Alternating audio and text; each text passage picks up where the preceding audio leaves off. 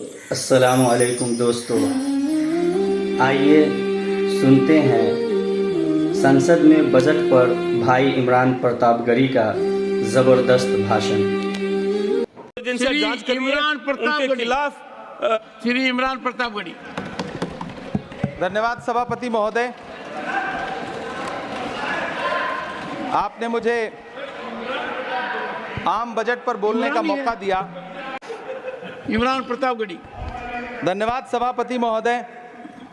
83 minute 71 बार थपथपाई गई मेज, 14,417 शब्दों का बजट भाषण और उस बजट में अपने लिए राहत तलाशती मिडिल क्लास की हैरत ज़दा आंखें।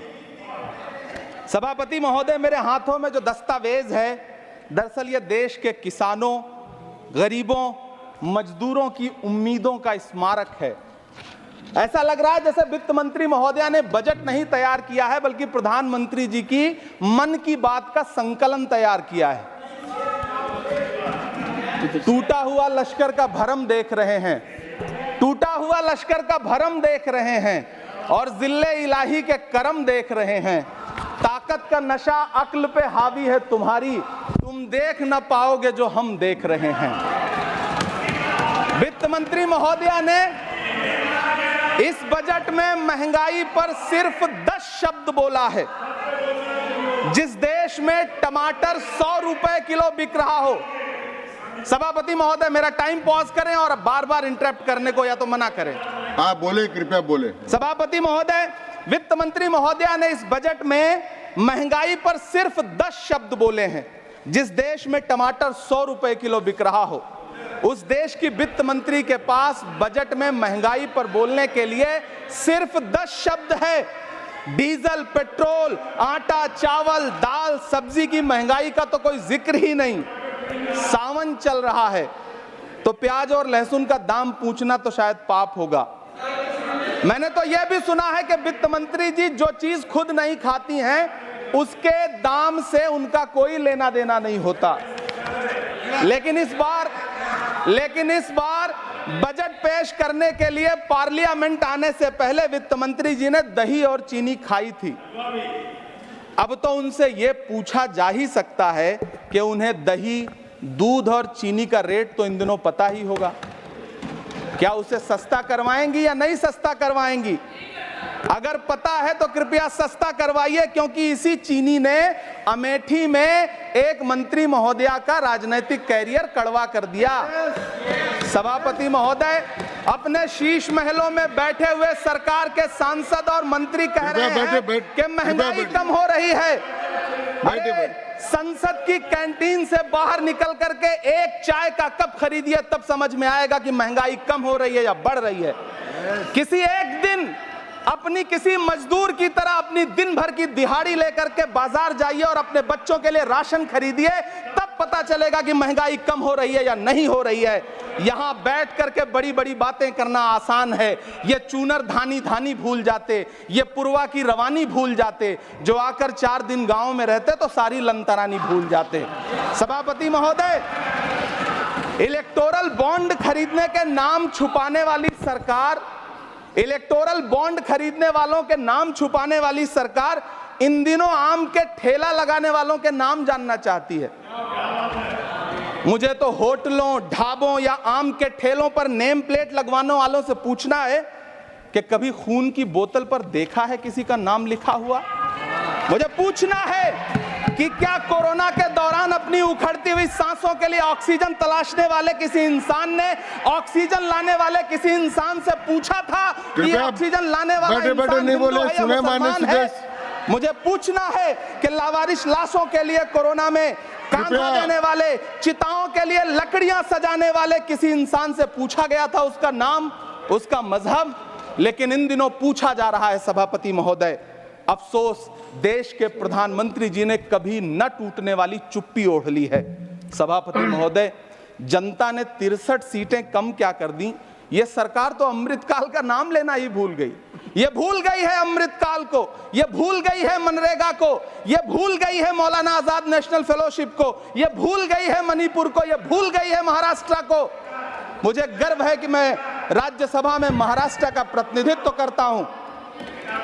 महाराष्ट्र जो देश की आर्थिक राजधानी है, जो टोटल कॉर्पोरेट टैक्स का 40%, इनकम टैक्स का 32% और जीएसटी का 20% इस देश को देता है, उस महाराष्ट्र के लिए इस बजट में एक शब्द नहीं है। आप बैठ जाए। सभापति महोदय, आखिर महाराष्ट्र से किस बात का बदला लिया जा रहा है? महाराष्ट्र ने लोकसभा चुनाव में बाबा साहब अम्बेडकर के संविधान को बचाने के लिए वोट क्या कर दिया? प्रधानमंत्री जी तो महाराष्ट्र से बदला लेने पर उतर आए। अब तो शायद उन्हें याद भी ना हो यवतमाल का वो दाभड़ी गांव जहां 20 मार्च 2014 को वो किसानों के साथ चाय पर चर्चा करने गए थे और उनकी किस्मत बदलने के सपने दिखाए थे। उसी यवतमाल में पिछले 6 महीने में 132 किसानों ने आत्महत्या की है। सभापति महोदय, महाराष्ट्र में हर महीने 209 किसान आत्महत्या कर रहे हैं। राज्य सरकार द्वारा सौंपा गया आंकड़ा बताता है कि 1 जनवरी से 31 मई के बीच 1046 किसानों ने आत्महत्या की है। लेकिन अफसोस, इस बजट में महाराष्ट्र के किसानों के लिए कुछ भी नहीं है। किसानों से चिढ़ी हुई सरकार ने बजट में किसानों के एमएसपी की लीगल गारंटी नहीं दी। लेकिन याद रखिएगा, जो किसान का नहीं वो हिंदुस्तान का नहीं।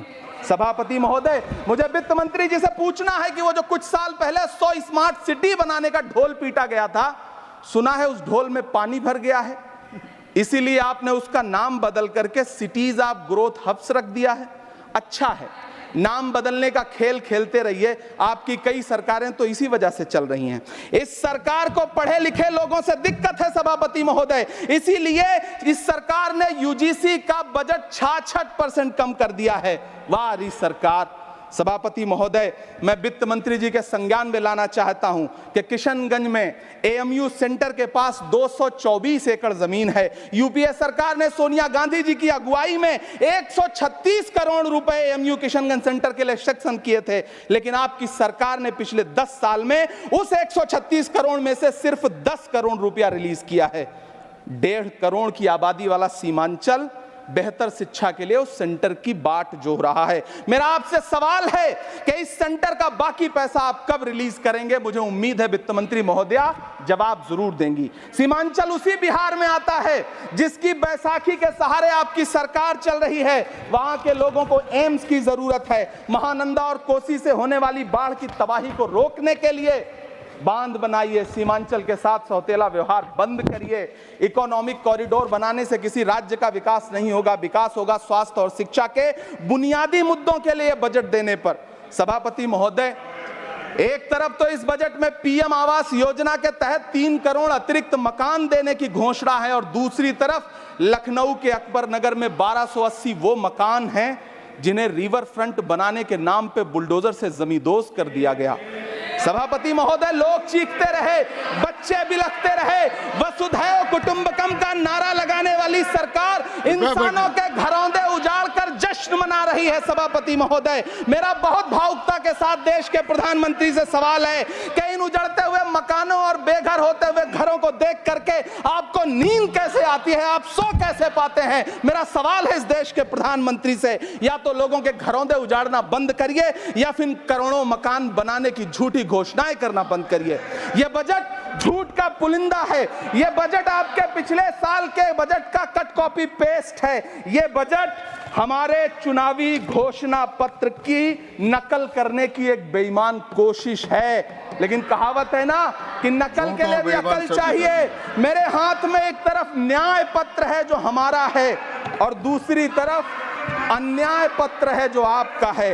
इस सरकार को आलोचना सुनने की आदत नहीं है सभापति महोदय।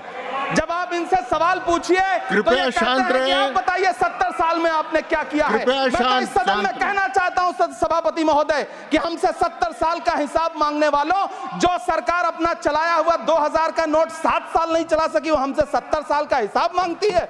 सभापति महोदय, मैं अंत में आपसे यह कहना चाहता हूं, यह बजट बैसाखी पर टिकी हुई सरकार का कुर्सी बचाओ बजट है। इस बजट में राज्यों के साथ, किसानों के साथ, नौजवानों के साथ, महिलाओं के साथ, देश के मिडिल क्लास के साथ अन्याय किया गया है और इस अन्याय का खामियाजा आपको महाराष्ट्र, हरियाणा और झारखंड के चुनाव में भुगतना पड़ेगा।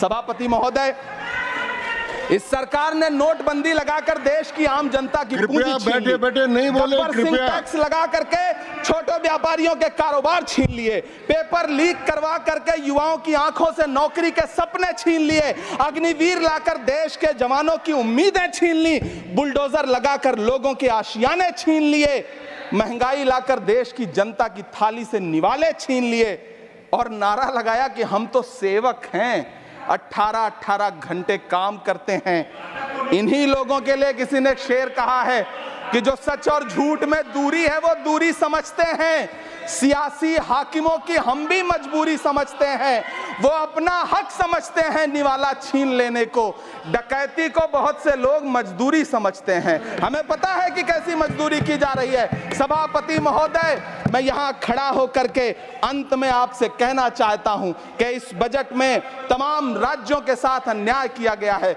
इस बजट में युवाओं के साथ अन्याय किया गया है, महिलाओं के साथ अन्याय किया गया है और खास तौर से महाराष्ट्र के लिए कुछ नहीं रखा गया है। महाराष्ट्र बाढ़ से जूझ रहा है, पानी बरसने से वहां 1500 से ज्यादा लोग मारे गए हैं। उस शहर को, उस राज्य को 4000 करोड़ के पैकेज की जरूरत है ताकि जो फसलें बर्बाद हुई हैं लोगों को राहत दी जा सकी।